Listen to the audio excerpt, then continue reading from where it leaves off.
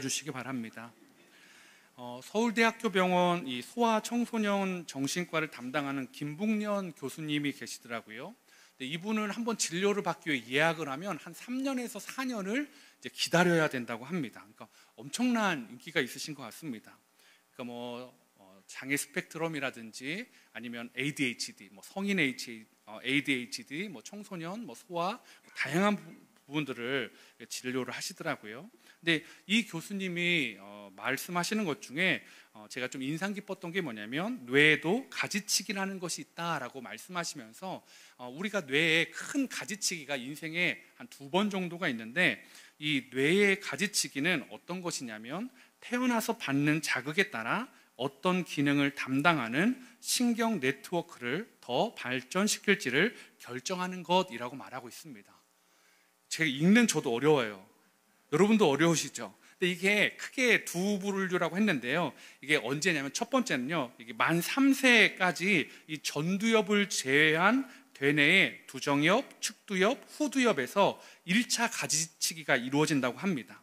그러니까 이 세 부분, 아까 두정엽, 측두엽, 후두엽에서 주로 어떤 것들이 관장을 하냐면 생존에 필요한 인간의 기본 조절 능력인 운동이나 언어 기능이 발달이 집중되는데 이 3세 전에 그리고 초등학교 들어가기 이 7세 때까지 굉장히 이 부분이 폭발적으로 변화가 일어나고 가지치기가 일어난다라는 거죠. 그래서 그 아이의 어떤 길이 나는 시간들이 바로 이 1차 가지치기라고 합니다.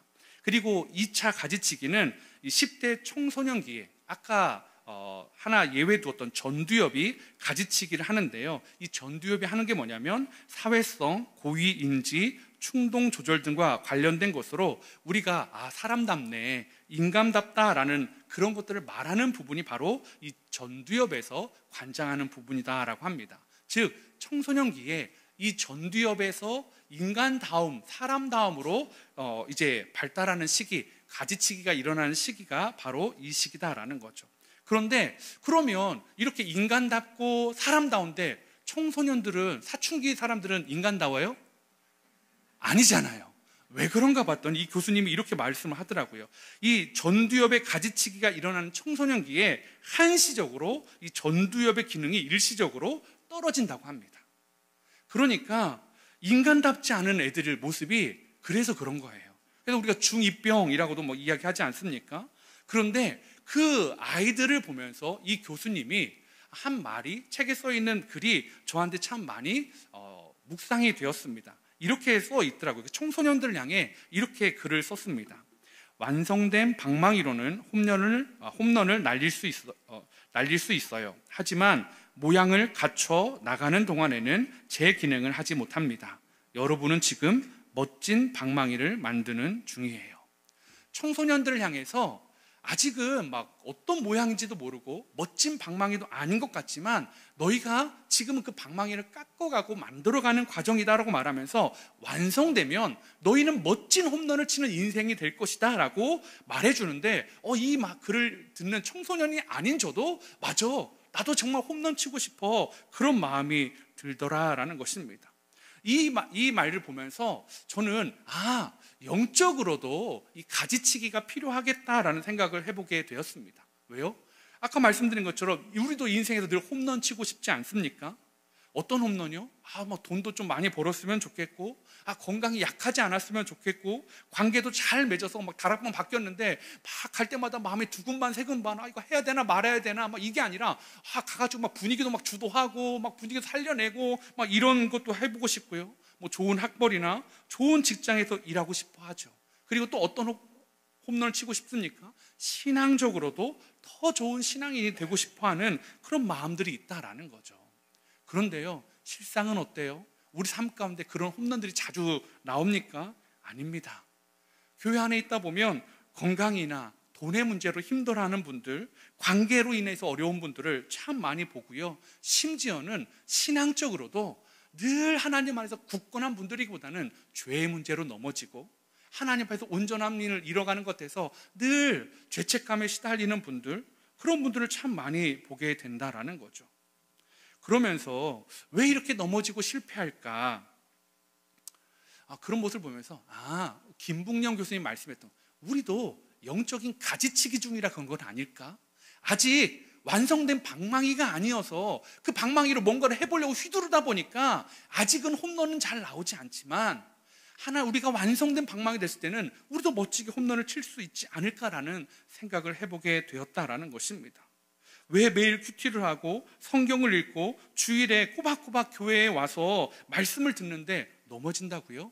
아직 방망이를 깎아가는 중이에요. 영적인 가지치기를 통해 우리의 길을 내고 있는 중이다라는 것입니다. 이처럼 빌립보 성도들도 영적인 가지치기 중이었습니다. 그런데 자기 방법대로 가지치기를 하고 있었던 것 같아요. 유오디아는 유오디아의 방식으로 가지치기를 하고 있고, 순두개는 순두개의 방법대로 가지치기를 하면서 내가 맞네, 네가 맞네 하면서 서로 사람이 나눠지고 있다라는 거죠. 그런데 그런 유오디아파와 순두개파 사람들에게 바울은 어떻게 가지치기를 하라고 말합니까? 순두개의 방법으로 가지치기해, 유오디아의 방법으로 가지치기해. 그게 아니라 뭐라고요? 예수의 마음을 품으라 라고 말하고 있다라는 거죠. 예수의 마음이 뭘까? 우리가 지난주에 말씀을 나눠보았는데요, 그게 무엇이었습니까? 하나님의 뜻을 위해 자신의 것을 포기하고 내려놓는 것, 그것이 예수님의 마음이었다라는 거죠. 그래서 그렇게 내려놓으면 하나님이 지극히 높이시고 모든 이름에 뛰어난 이름을 주신다라는 것이 오늘 이 12절 앞에까지의 내용 아니었습니까? 그러한 내용에 이어서 등장하는 게 12절 말씀입니다. 빌립보서 2장 12절은 이렇게 시작합니다. 그러므로 나의 사랑하는 자들아, 너희가 나 있을 때뿐만 아니라 더욱 지금 나 없을 때에도 항상 복종하여 두렵고 떨림으로 너희 구원을 이루라 라고 말하고 있다라는 거죠. 바울이 말한 그러므로라는 것은 앞에 것을 다 결론 짓는 그러므로라는 거죠. 자신의 것을 포기하신 예수님을 하나님이 어떻게 영광받게 하셨는지 알지 않느냐, 그러므로 너희도 그렇게 살아야 된다라는 그러므로였습니다. 바울은 이 그러므로를 통해서 우리가 어떻게 해야 된다라고 말하냐면 빌립보서 2장 12절 후반절에 이렇게 말하고 있습니다. 두렵고 떨림으로 너희 구원을 이루라 라고 말입니다. 바울은 두렵고 떨림으로 너희의 구원을 이루라라고 당부하고 있다라는 거죠. 근데 이 말을 좀 다른 말로 번역해 보면 두렵고 떨림으로 너희 구원을 계속해서 노력하라라고 노력하라는 말이라는 것입니다. 빌립보 성도들은 예수 그리스도를 믿고 거듭난 사람들이잖아요. 주님을 위해서 열심히 헌신했던 사람들입니다. 그런 사람들에게 구원을 위해 계속해서 노력해야 돼라고 말하는 바울의 의도가 무엇이었을까요? 이미 빌립보 성도들은 아까 구원받은 사람들이라고 제가 말씀드렸잖아요. 뭘 노력해야 될까요? 그들이 노력하면 구원이 더 확실해지고 노력하지 않으면 구원이 취소된다라는 말일까요? 그러니까 구원이 취소되지 않도록 두렵고 떨림으로 계속 노력하라라는 그런 의미일까요? 아니다라는 것입니다. 왜요? 구원은요, 하나님이 우리에게 선물로 주신 거예요. 우리가 뭘 해서 더 얻고 하지 못해서 취소되는 것이 아니다라는 거죠. 그런 의미로 볼 때 성경에서는 이 구원이라는 단어에 대해서 좀 폭넓게 사용하고 있습니다. 마태복음 9장 22절인데요. 한번 우리 성도님들 읽어보도록 하겠습니다. 시작. 예수께서 돌이켜 그를 보시며 이르시되 따라 안심하라, 내 믿음이 너를 구원하였다 하시니 여자가 그 즉시 구원을 받으니라. 여기 보니까 따라 안심하라, 내 믿음이 너를 구원하였다라고 말하고 있습니다. 이게 어떤 배경이냐면 12년 동안 12해 동안 혈루증을 앓았던 여자가 예수님을 만나면 내가 나을 거라는 믿음이 있었어요. 그래서 21절에 보면 그의 믿음이 뭐였냐면 예수님의 겉옷만 만져도 구원을 얻겠다라는 거죠. 여기서 말하는 구원은 뭡니까? 물론 천국에 간다라는 그 구원도 포함될 수 있지만 더 구체적으로는 뭐예요? 내 병이 나을 거라는 구원이에요.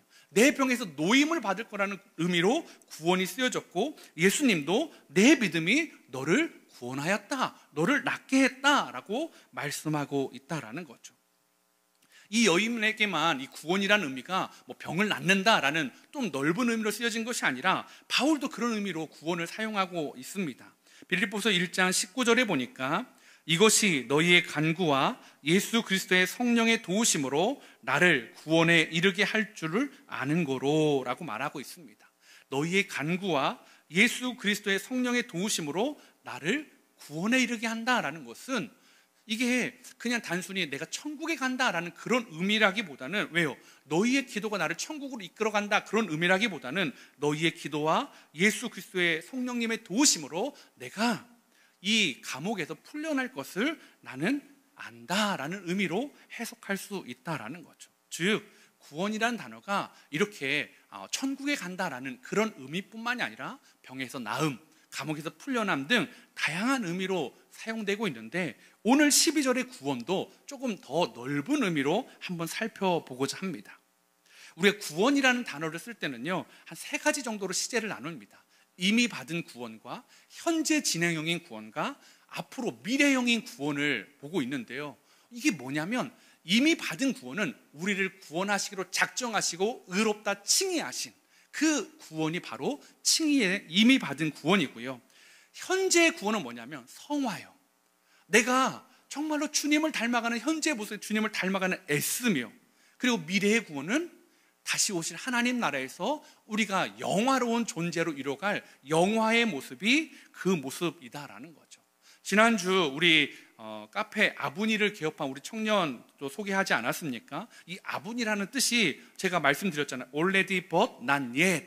이미와 아직 사이에 있는 그 하나님 나라, 이미 왔는데 아직 기다려야 되는 그 하나님 나라를 그 앞에 있는 스펠링을 따서 아분이라고 했는데요, 여러분 이미 우리는 구원을 받았어요. 그죠?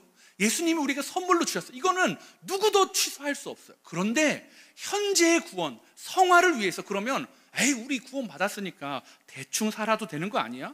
어차피 나 구원 받았는데 내 마음대로 살아도 되는 것 아니야? 그런 분들 계십니까?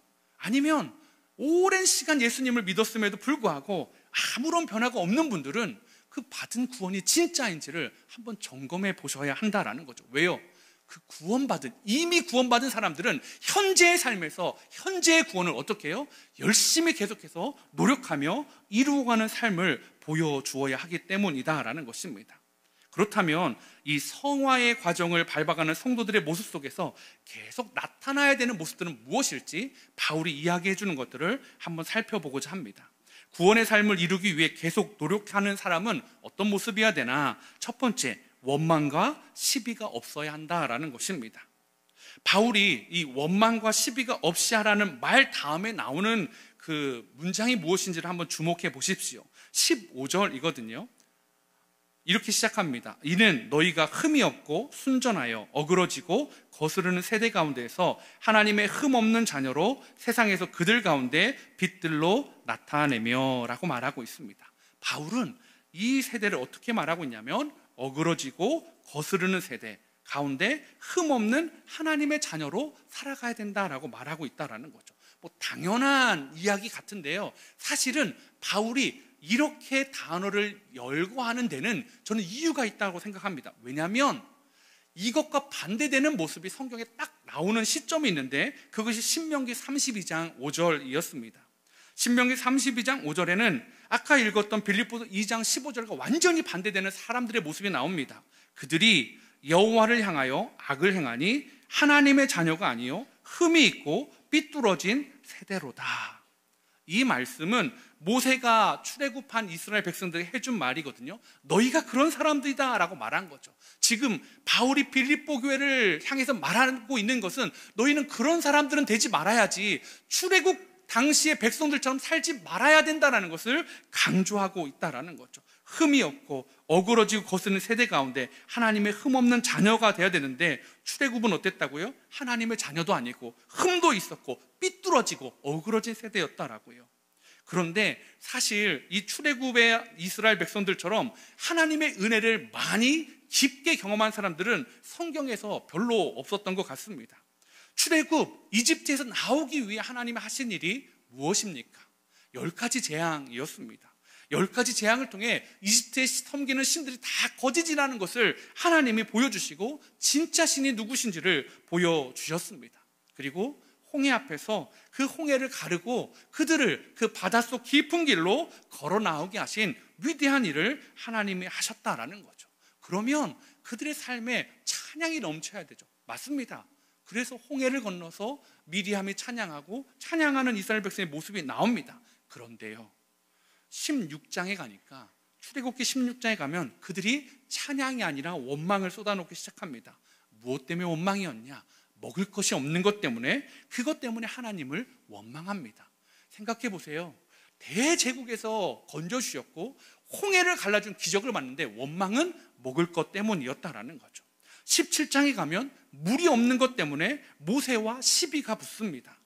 민수기 12장에 보면 미리암과 아론이 모세를 비방하고 그런 내용이 나오고, 더 나아가면 고라, 다단, 아비람, 온이라는 사람들이 당을 짓고 모세를 거스리는 장면도 나오고 있다라는 거죠. 온통 흠 있는 모습이에요. 비뚤어진 세대입니다. 하나님의 자녀 같지 않은 모습들이 그 출애굽 당시의 사람들의 모습이었다라는 거죠. 빌립보 교회를 바라보는 바울의 머릿속에 이 모습이 생각났던 것입니다. 출애굽한 백성들이 왜 그렇게 되었을까요? 왜 그렇게 되었기에 바울은 그렇게 되지 말자라고 말하고 있을까요? 저는 너무 기대가 컸던 건 아닐까라는 생각을 해봅니다. 출애굽을 했는데 10가지 재앙과 홍해를 건너는 기적을 보여주셨다고요? 그러면 그 다음에 짠 나타나는 건 뭐예요? 젖과 꿀이 흐르는 가나안 땅. 더 놀라운 기적이 딱 나타나야 되는데 그들 앞에 있었던 건 뭐죠? 광야예요. 생각과는 전혀 다른 것들이었습니다. 기대가 컸고, 그런데 그 기대가 내 생각과는 전혀 다른 방향으로 응답되어지고 있다라는 거죠. 40년의 광야 생활을 마치고도 여전히 그들 앞에 있는 것은, 그러면 약속의 땅에 짠 나오는 것이 아니라 그 약속의 땅에 들어가서 전투해야 되는 것이 여전히 남아 있었다라는 거죠. 구원받았어요. 출애굽했어요. 그런데 여전히 전투하는 삶이 광야에서, 약속의 땅인 가나안에서 있었다라는 것입니다. 이것이 오늘날 우리의 모습과 매우 유사합니다. 우리는 구원받았어요. 이제는 이집트의 종이 아니에요. 하나님의 백성이 되었어요. 그런데 이 세상을 살아가는 이 광야에서 우리는 전투합니다. 우리는 싸워냅니다. 끝까지 노력해야 됩니다. 근데 그 과정에서 하나님이 내 생각대로 움직여주시면 좋은데 하나님이 다르게 움직이시는 거예요. 내가 얼마나 두렵고 힘든데 홍해 앞에 가기 전에 하나님이 홍해를 열어주시면 좋잖아요. 홍해 앞에 왔는데 벌써 열어주셨네? 시간차를 왜 두시냐고요. 내 생각은 미리 열어주시면 돼. 내가 마음 타고 마음 불안하고 두렵고 힘들고 막 원망하고 나서야, 자 봐봐, 길 열어줄게. 이게 하나님의 방법이셨다라는 거죠. 광야에서도 마찬가지예요. 물이 그냥 벌컥벌컥 나오면 좋은데 목말라요 하니까 그제서야 물 주시고, 배고파요 하니까 만나와 메추라기를 주셨다라는 것입니다. 사랑하는 성도 여러분, 내 생각과 다르니까 자꾸 원망하게 됩니다. 하나님이 내 생각대로 일해 주시기를 계속 요구하는 거예요. 내 생각대로 일하지 않으면 원망과 시비가 폭발하는 거죠. 여러분 한번 생각해 보세요. 하나님이 내 입맛대로 일하시는 게 맞습니까? 우리가 하나님의 입맛대로 살아가는 게 맞나요? 뭐가 맞죠? 우리가 하나님의 입맛대로 살아가야 되는 거 맞는 거 아닙니까?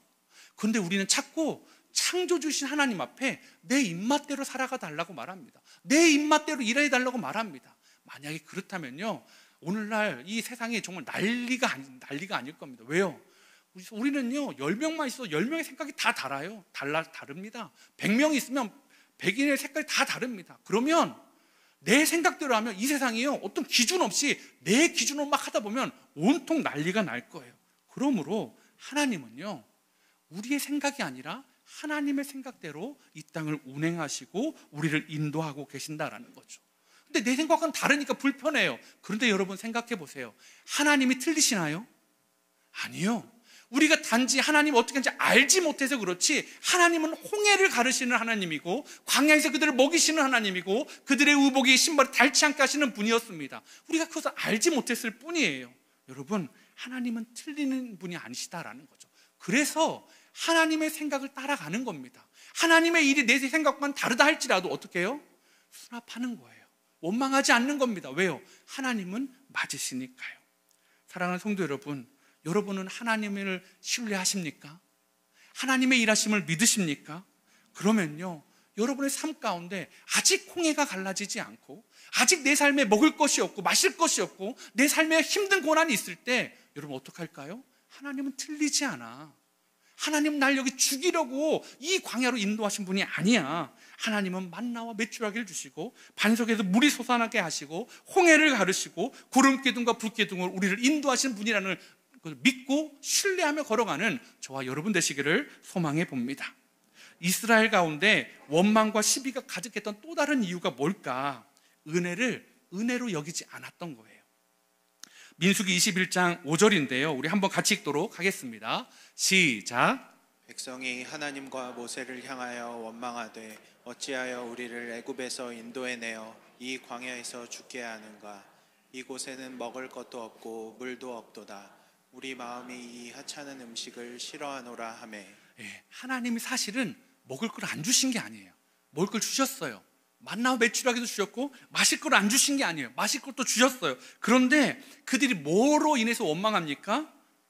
우리 마음이 이 하찮은 음식을 싫어하노라. 이 하찮은 음식이 뭘까요? 만나였습니다. 놀라운 음식, 하늘에서 내리는 기적의 음식을 보고 매일 먹다 보니까 그게 은혜가 아니라 뭐가 됐다고요? 하찮은 음식이 되어버렸다라는 거죠.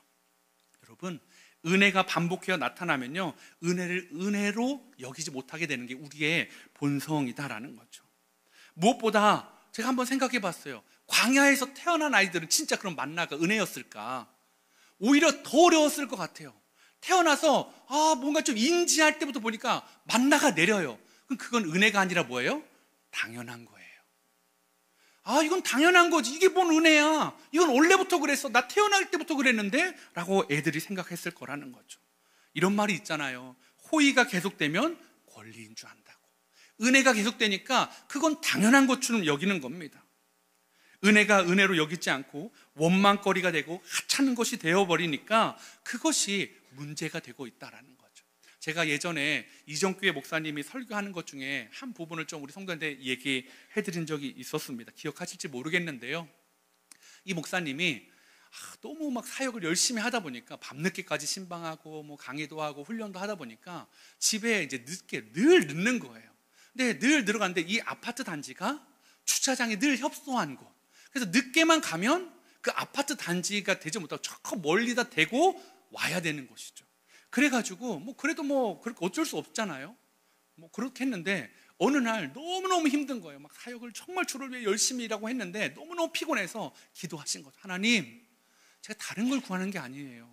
홍해를 갈라지라고 하는 것도 아니고 만나를 달라는 것도 아니고 오늘은 제가 너무 힘들어서 너무 지쳤어요. 주님, 성도를 섬기러 지쳤는데 주의 종을 좀 불쌍히 여겨주시고 다른 것도 아니고 주차 자리 딱 한 자리만 비워주세요.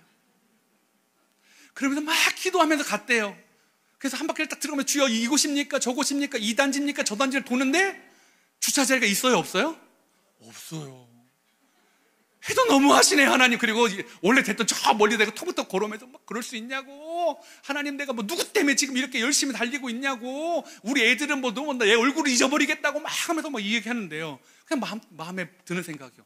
그럼 차 가져갈까? 그럼 주차 자리 필요 없잖아. 아니요, 주님, 출근할 때 차가 있어야 돼요. 신방할 때도 차가 있어야 편해요. 여러분, 은혜로 아는 것이 중요합니다. 제가 어렸을 때, 제 아이들이 어렸을 때 가끔씩 응급실에 갈 때가 있었어요. 그때 제가 알았어요. 우리 아이가 저녁에 자서 아침에 일어나는 게 은혜구나. 우리 아이에게 정상 체온을 유지하는 게 은혜구나.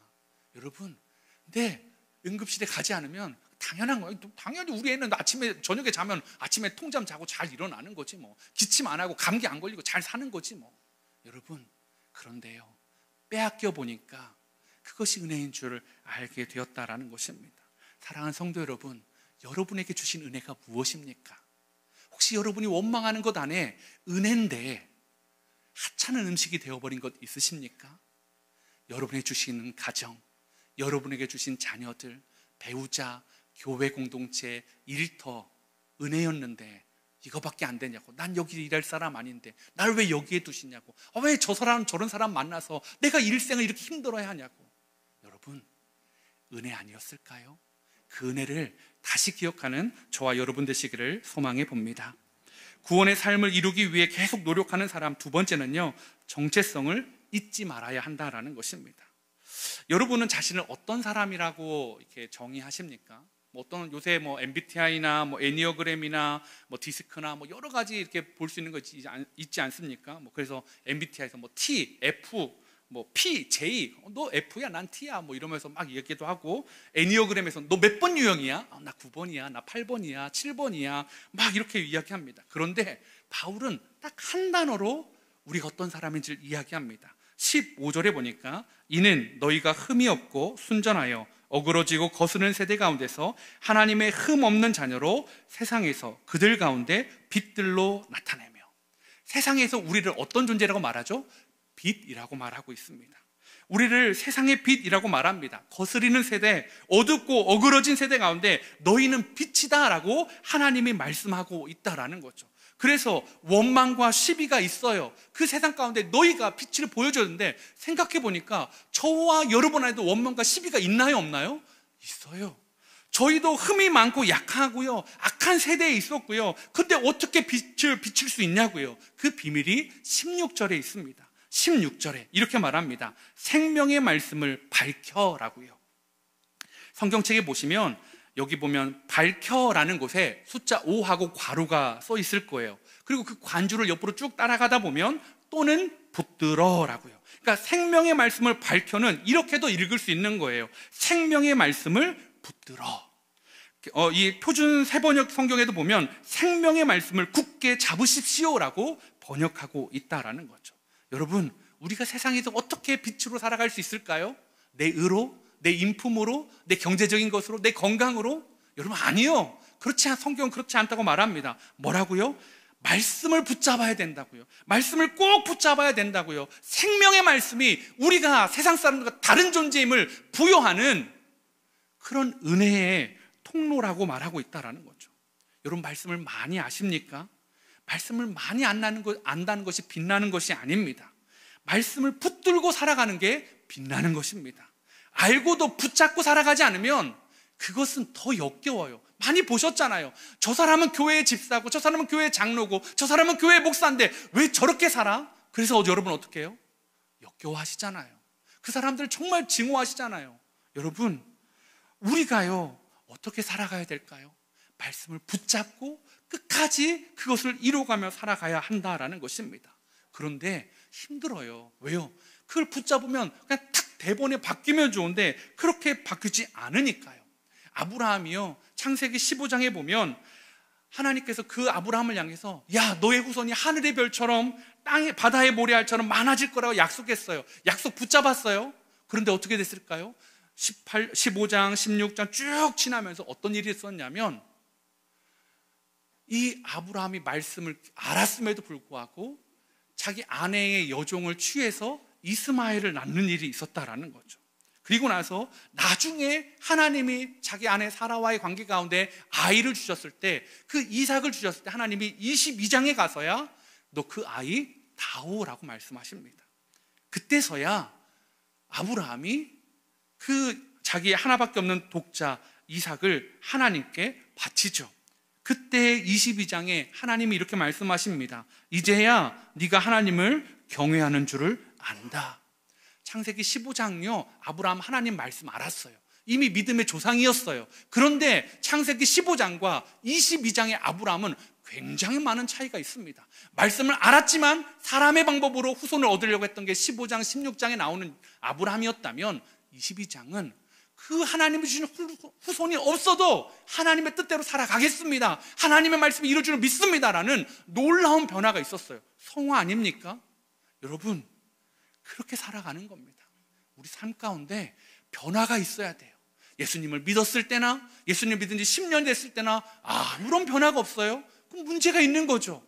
성화되지 않는 것, 주님을 닮아서 부단히 애쓰지 않는 것, 고장난 신앙이거나 거짓 신앙이거나 가짜 구원을 붙잡고 나는 괜찮다라고 말하는, 나는 부유한 자다 말하고 있는 것 아니십니까? 사랑하는 성도 여러분, 말씀이 글이 아니라 삶이 되게 하십시오. 말씀이 구호가 아니라 능력이 되게 하십시오. 그러면 어떻게 해야 된다고요? 꼭 붙잡아야 됩니다. 굳게 붙잡아야 한다는 거죠. 그럼에도 불구하고 넘어지는 게 아브라함이었어요. 붙잡았는데도 쓰러지는 게 아브라함이었어요. 아브라함도 그랬고 이삭도 그랬고 야곱도 그랬고 많은 믿음의 선진들이 그랬습니다. 그래서 주님이 뭐라고요? 너희들 안에 있는 게 아니라 말씀을, 생명의 말씀을 더욱 붙잡으라. 오늘 저와 여러분이요, 주님을 닮아가는 성화의 과정 가운데 다른 것이 아니라 말씀을 두렵고 떨림으로 순종하는 마음으로 꼭 붙잡고 살아가는 저와 여러분 되시기를 소망해 봅니다. 구원의 삶을 이루기 위해 계속 노력하는 사람, 마지막 세 번째는요, 희생하는 것을 기뻐한다라는 것입니다. 빌립보서 2장 17절 18절인데요 여러분이 한번 17절을 읽어주시겠습니까? 시작. 만일 너희 믿음의 재물과 섬김 위에 내가 나를 전제로 드릴지라도 나는 기뻐하고 너희 무리와 함께 기뻐하리니 이와 같이 너희도 기뻐하고 나와 함께 기뻐하라. 이 두 절 안에 기뻐하라는 말이 무려 4번이나 반복하고 있다라는 거죠. 근데 그 기쁨이요, 우리가 느끼는 기쁨과는 조금 차이가 있는 것 같습니다. 바울은 빌립보 성도들을 위해 자신이 전제가 되어 부어지고 드려지는 것도 기뻐할 수 있다라고 말하는 거죠. 근데 이 전제라는 것이 뭐냐면 이스라엘의 5대 가장 중요한 제사가 있는데 그 제사에 속하지도 않는 것입니다. 단독으로는 드릴 수 없는 제사고요. 다른 제사에 수반되는 별책 부록과 같은 거예요. 다른 제사할 때 전제의 방식으로 드리는 것이 그런 제사의 형식이라는 거죠. 그래서 전제는 어떤 제사를 드릴 때 포도주나 기름 같은 것을 제물 위에 붓는 제사가 바로 전제라는 거죠. 즉, 그 제사의 주인공이 아니에요. 별책 부록, 조연과 같은 거예요. 바울은 나는 너희를 위해 조연이 돼도 좋아. 나는 그래도 기뻐할 수 있어. 나는 내 생명을 기꺼이 너를 위해 희생하는 삶이 돼도 기뻐할 수 있어 라고 말하고 있다는 거죠. 근데 생각해 보면 반대해야 되는 거 아니에요? 바울이 빌립보한테 해준 게 더 많아요. 빌립보한테 받은 사랑이 더 큰 게 아니라 바울이 빌립보를 위해 한 일이 많았습니다. 복음을 전파하고 사랑의 수고를 하고 애쓰는 일들이 많았어요. 그러면 많이 베풀어준 바울이 야, 너희들이 나를 위해서 이번에는 전제가 되어줬으면 좋겠어. 나를 위해 희생해줬으면 좋겠어. 이게 아니라 바울은 뭐라고요? 내가 이전에도 희생했고 내가 이전에도 너를 위해 죽었는데 지금도 그렇게 희생하는 것, 너희를 위해 죽어지는 것, 너희를 위해 애쓰는 이 수고가 나한테는 기쁨이야 라고 말하고 있다라는 거죠. 왜 그렇게 말했을까요? 주님이 그렇게 하셨으니까요. 주님이 우리를 위해, 여러분 생각해 보세요. 다른 종교는요, 피조물들이 신한테 다 바쳐지는 종교입니다. 그런데 유일하게 기독교만 하나님이신 예수님이 우리를 위해 죽어주신 종교입니다. 우리를 위해 죽으셨어요.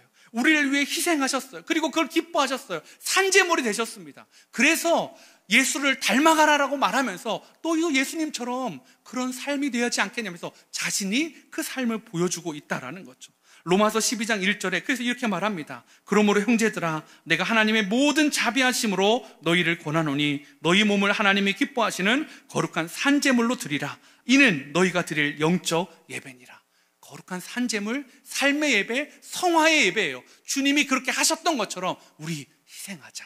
주님이 그렇게 낮아지신 것처럼 우리도 낮아지자. 여러분, 우리가 어떤 사람인지, 우리가 어떤 모습으로 살아가야 되는지 바울은 계속해서 말하고 있다라는 것입니다. 그런데요, 이 이야기를 하면 막 부담이 되시는 분들이 있어요. 맨날 왜 나만 양보해야 되고 나만 섬겨야 되고 나만 희생해야 되냐고요? 나는 그럴 힘이 없는 것 같고 나도 뭐 세상과 별로 다르지 않은데 어떻게 할 수 있냐고요? 그래서 바울이 말해주는 게 빌립보서 2장 13절입니다. 너희 안에서 행하시는 이는 하나님이시니 자기의 기쁘신 뜻을 위하여 너희에게 소원을 두고 행하게 하시나니. 여러분, 이 성화의 과정 가운데 막 싸워가는 그 전투 가운데서도요, 하나님을 찾고 싶고 하나님을 예배하고 싶고 하나님께 기도하고 싶고 그런 마음들 하나님이 주신다고 말합니다. 너희 안에 착한 일을 시작하신 분, 너희 자기의 기쁘신 뜻을 위하여 소원을 두고 행하시는 분, 그분이 우리 안에 오늘 이 성화의 가정 가운데서 일하고 계심을 믿으시길 바랍니다. 그러므로요, 가지치기 하는 거예요.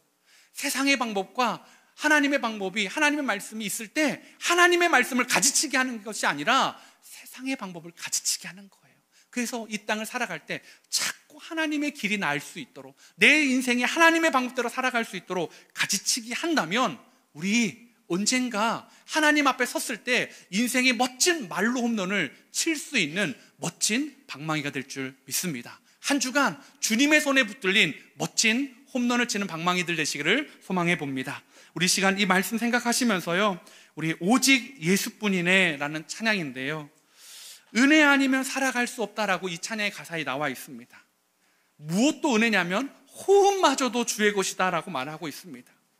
세상 평안과 위로가 내게 없어도 내게 있는 것 예수, 오직 예수뿐이네.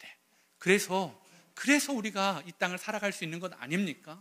예수 믿는데도 힘들고 어려운 사랑하는 성도님들, 오늘 그 예수님 붙잡고 이 광야의 여정을 좀 용기 내서 힘있게 살아가는 우리 귀한 성도님 되시기를 소망합니다. 우리 말씀 생각하며 찬양하겠습니다.